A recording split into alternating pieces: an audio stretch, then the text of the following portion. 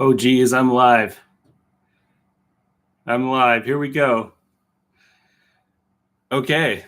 Um, Inspired by my YouTube friend Luke, who actually I recorded a really fun episode of the podcast with, and it isn't released yet.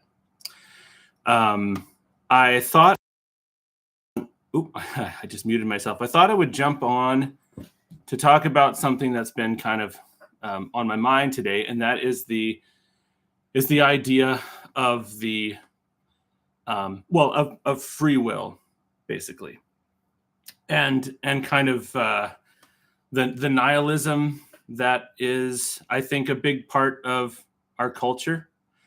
And I always want to think about these things in a human way, because I think the the tendency of those who believe that there is meaning in life and that we have free will is to say, um, we have to fight the evil of nihilism, right?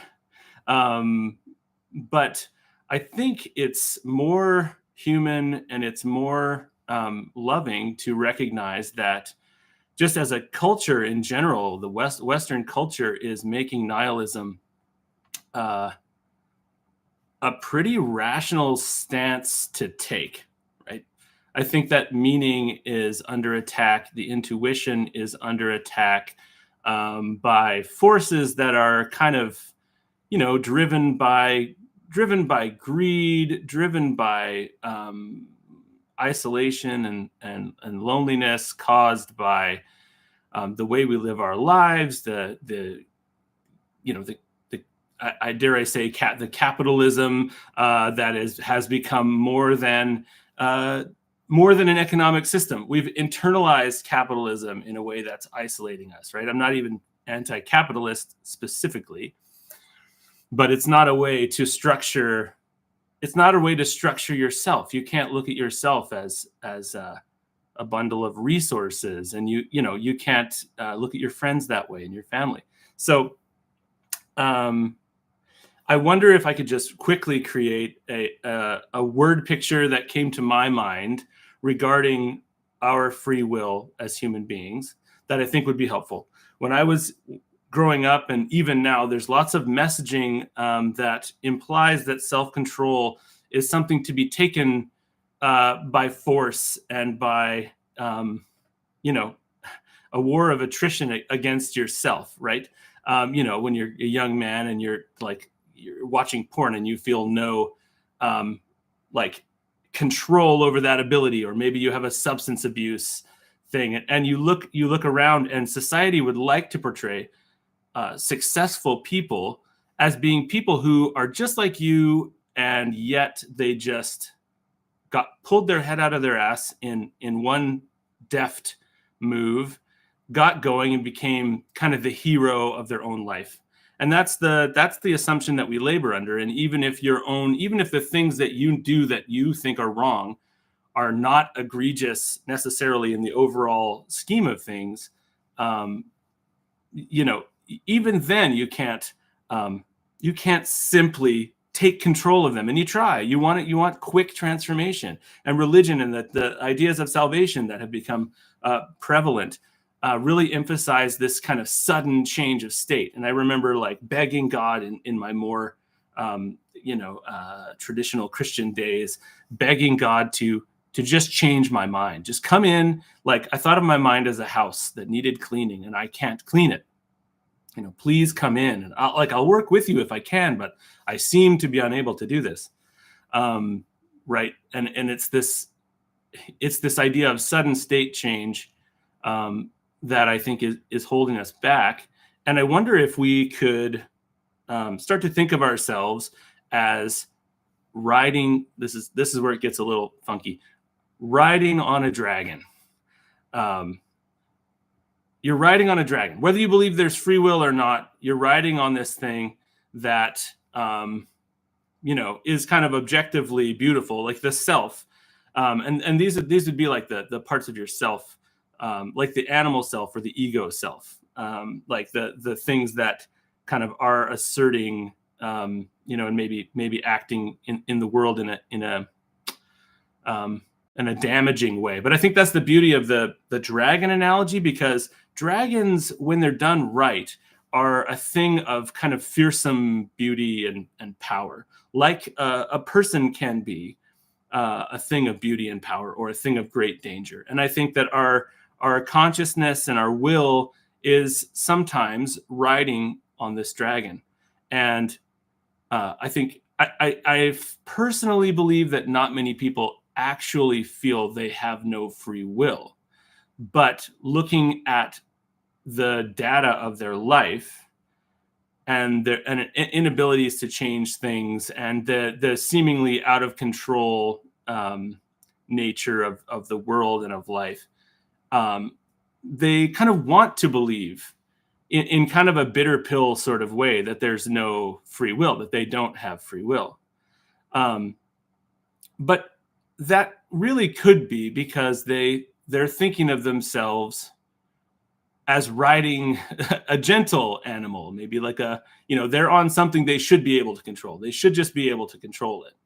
But if you're on the back of a dragon, and the dragon, the dragon's going around doing its dragon thing, eating animals and incinerating villages. If you have free will, that means no matter how difficult it may be, no matter how long of a process it may be, you have to form a relationship with this dragon. You have to learn to influence the dragon. And it's dicey because I don't want to make it sound like we can just excuse ourselves when we do bad things. But, I think a fully integrated person has often, and by the way, we probably don't know any fully integrated people. I mean, that's Christ, right? But someone who is very integrated is not someone who has taken sudden control and become a sudden hero. It's someone who has figured out the ways, in a way. You love the dragon. You have to say that together, like, we're stuck together no matter what, your conscious mind and all of this other stuff. And that you can, over time, take control. And maybe that, I think that we might get a little too hung up on our influence in the world around us, and maybe being a hero publicly, which we know is incredibly difficult, right? To become publicly known as a great person, and to be admired by all. That seems very far away. But if we take on this task of having loving and careful control of ourselves over time, we can think of that in itself as the valuable journey. And as maybe it's the task of our whole lives. It does seem to me like if you have people that you have influence upon, like a family and friends and that kind of thing, your greatest influence would come in them seeing you grow, and then them seeing, rather than, I feel like there was pressure in my upbringing to put on the mantle of father when you became a father. And father was a persona, and it was a templated persona. It was something that you had precedent for. You'd seen fathers, and you need to be that right away, because you can't, you can't dick around and take years and years to grow into it. And then you discover that that's what you do anyway. If you're paying attention at all, you're realizing, like, holy shit, my father persona is like terrorizing my child, or my father persona is neglecting my wife, or whatever it is. And forgive me if this is my personal story. If you're not married or whatever, that's fine. But it occurs to me because I watched my eldest son, and gaining control over himself is a task that has been very hard. He's very impulsive. He's very strong and very stubborn. And we've transitioned into kind of painting it that way, like, wow, you're learning to take control of yourself, and what beautiful and amazing things you can do. You can do them. You can do amazing things now. Imagine the amazing things you could do if you were, if you were fully integrated, if you were able to be kind to those who are not kind to you, and all that kind of thing. So, I guess that's sort of it was, I just literally had this dragon thought and I jumped on to a YouTube live. So I might be embarrassing myself right now, but I'm hoping that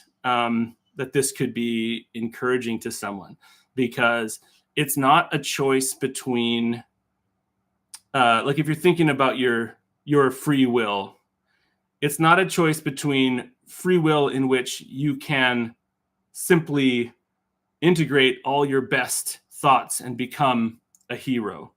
And so it occurs to me that this is a way to combat nihilism. If you're in a nihilistic place, that and I can fully relate to that. I've been there. If you're in a nihilistic place, even just this this idea of loving that dragon and taking a little bit of influence, right? I don't even want to call it control. You want to influence the dragon, because in life, influence is always better than control, right?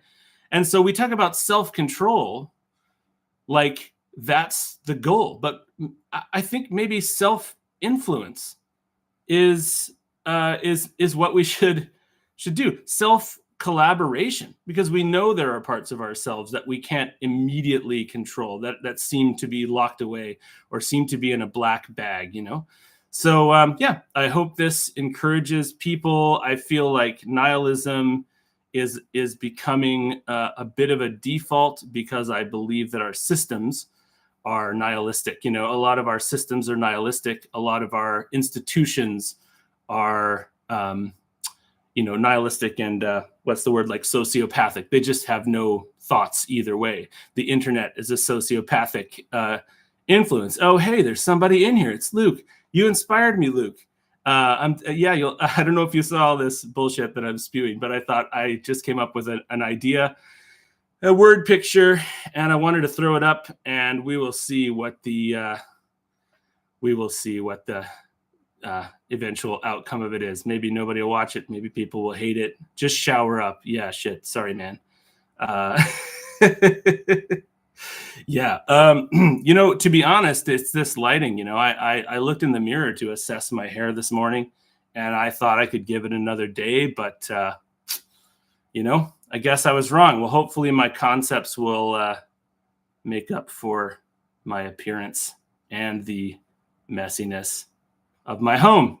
All right. Well, love you all. Oh, just showed up. I see. I thought you said just shower up, and I gave you a little talk about my. Well, I mean, I didn't want to. You did. I know. I didn't want to say anything, but I feel like I may have seen you unshowered on your streams before. Maybe, no. But you're a handsome guy. You got a good face, so that's what really matters. All right. Okay. Love everybody. And comment. Let's see. It'd be cool to have some discussion about this topic and argue with me if you think this is a dumb way to look at things. All right. Have a good day. It's already too long now. 13 minutes. Okay. Thanks. Bye.